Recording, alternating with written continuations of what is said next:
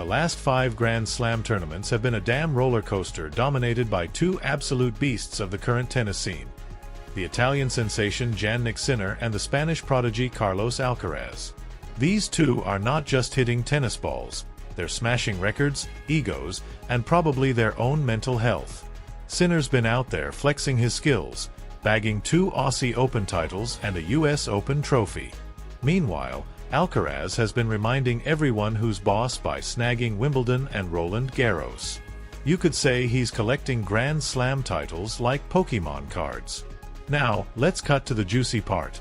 In the big picture, our boy Alcaraz is still ahead in this rivalry with 4 Grand Slam titles to Sinner's 3. It's like the ultimate Netflix series, but tennis fans are stuck on a major cliffhanger. Why? Because these 2 gladiators haven't clashed in a Grand Slam final yet. Seriously, what's the hold-up? The tennis gods are clearly toying with us. Their most recent showdown happened at the ATP 500 in Beijing last October. It was an edge-of-your-seat thriller, with Alcaraz barely scraping through in a nail-biting 3rd set. Since then, the Spaniard has been on a freaking tear, racking up 21 straight wins and cementing his spot as the undisputed world number 1. Talk about showing off. Sinner, on the other hand, isn't just sitting around sipping espressos. The guy is as consistent as your grandma's spaghetti recipe. His latest triumph came at the Australian Open, where he schooled Alexander Zverev in straight sets, leaving no doubt that he's here to mess things up. Fun fact: Sinner even took a moment to publicly congratulate Alcaraz on his recent success, because apparently, being a sportsman is still a thing. Respect. Now, the tennis calendar is serving up some spicy opportunities for these 2 to lock horns again. They're both heading to the ATP indoor tournaments in Rotterdam and Doha next month. Will sparks fly? You bet your ass they will. With rankings, reputations, and bragging rights on the line, this rivalry is the gift that keeps on giving. Tennis fans, grab your popcorn. The drama is far from over. Alright, let's talk about the elephant on the court, Carlos Alcaraz. This kid was supposed to be the next big thing, the tennis messiah who'd carry the sport into a new era. But let's be real, the last year and a half has been a mixed bag of brilliance, injuries, and a whole lot of WTF moments.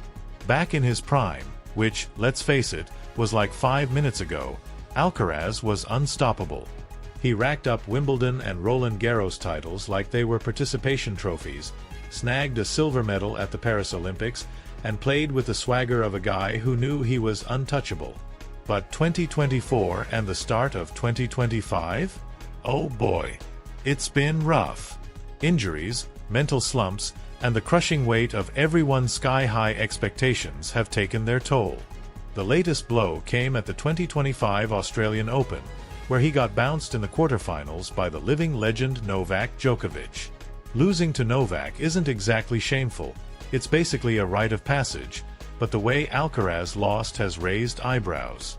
His game lacked its usual fire, and fans and critics alike are asking, has the golden boy lost his shine? This isn't the first red flag. Last August, Alcaraz bombed out of the US Open in the 2nd round to a guy ranked 74th in the world. Ouch. Add to that a series of minor injuries and whispers about his mental toughness, and you've got a recipe for one hell of a messy season. So, what's next for Alcaraz? Is this just a temporary dip, or are we witnessing the start of a more permanent slide? One thing's for sure, the kid's got talent for days, but talent alone won't cut it at this level. He's got to dig deep, shake off the doubts, and get back to doing what he does best, dominating the damn court. Because, let's face it, the tennis world is better with Alcaraz at the top. And if he doesn't step it up soon? Well, Sinner and the rest of the pack will be more than happy to take his spot. Carlos Alcaraz, the golden boy of tennis, recently dropped a truth bomb that has left fans scratching their heads and critics raising their eyebrows. I feel like I've taken steps backward, and I don't even know why, he admitted, sounding more like someone reflecting on a failed Tinder date than a world-class athlete. The guy's self-reflection game is on point, but unfortunately, so are the doubts that have been creeping into his performances. Things went from bad to worse in November during his debut at the ATP Finals, which turned out to be an absolute shitshow. Facing Casper Ruud, Alcaraz didn't just lose, he got steamrolled. And if that wasn't bad enough, his body decided to betray him. The tight schedule, stomach issues, and overall exhaustion have really taken a toll, he confessed after bailing on a training session. Talk about a rough patch. These comments highlight a brutal reality. Alcaraz's struggles aren't just about tactics or technique. Nope, it's a cocktail of factors. Physical setbacks, mental fatigue, and probably the weight of carrying everyone's damn expectations. That's keeping him far from his peak. It's like trying to win a marathon with one shoe missing and a nagging hangover. Now let's talk about the elephant on the court, Alcaraz's tactical inconsistency. After his recent loss in Australia, analysts have been sharpening their knives. According to tennis guru Jean Schwayer, on his best day, Alcaraz is the best player in the world. But on his worst day? He's not even in the same league as guys like Djokovic or Jannik Sinner. Harsh, but fair. The match against Djokovic was a prime example. Alcaraz came out swinging, winning the first set and holding both a physical and psychological edge. Hell, Djokovic even had to call for medical attention because of muscle issues. It was like the tennis gods had handed Alcaraz a golden opportunity on a silver platter. But instead of seizing the moment, he let it slip through his fingers like a kid dropping an ice cream cone. Djokovic, at 37 years old and with a body that's clearly seen better days, still managed to outplay the young Spaniard. And let's be real, the guy's not running on youthful energy anymore. He's running on pure tennis IQ and a lifetime of experience. Even when his physical game isn't at its peak, Djokovic's ability to read a match, tweak his strategy on the fly, and get into his opponent's head is nothing short of terrifying. It's like he's the final boss in a video game you just can't beat, no matter how many cheat codes you try. What's becoming painfully clear is that Alcaraz isn't just fighting his opponents, he's battling himself. The pressure to live up to the hype, the constant comparisons to legends, and the shadow of Djokovic all seem to be messing with his mojo. And let's not forget the physical toll. The guy's been grinding through a packed calendar like a maniac, and his body is basically waving a white flag at this point.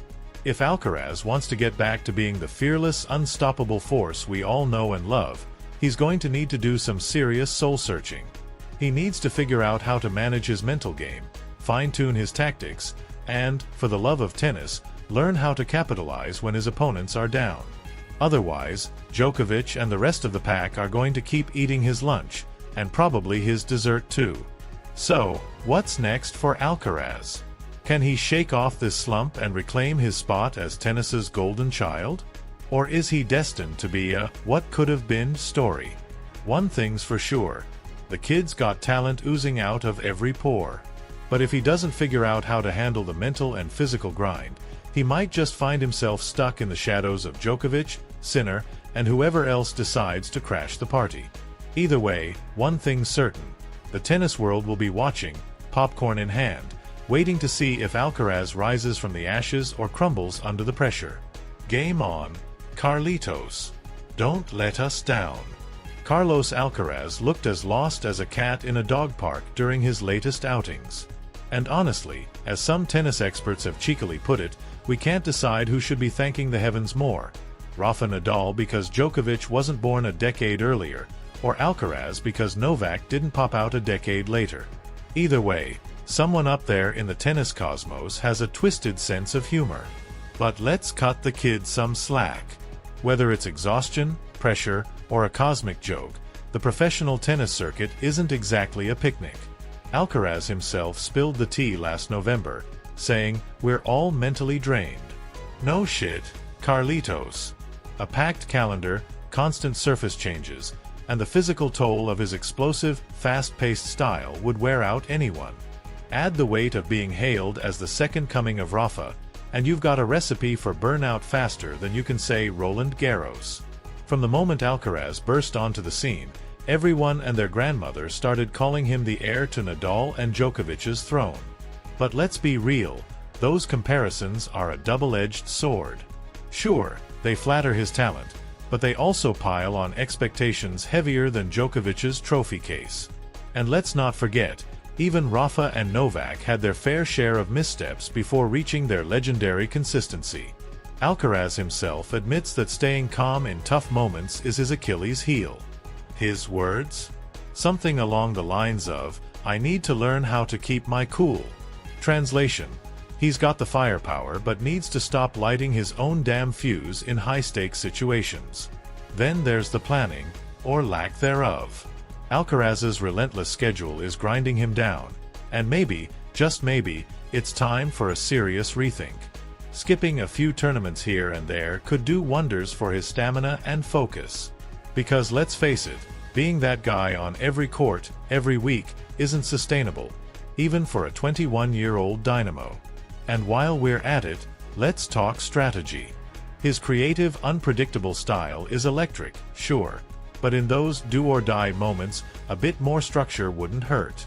As analyst Gene Schwayer bluntly put it, even on his worst day, Djokovic is a nightmare to beat. Alcaraz, on his worst day? He's just another talented player with a bad case of nerves. Ouch.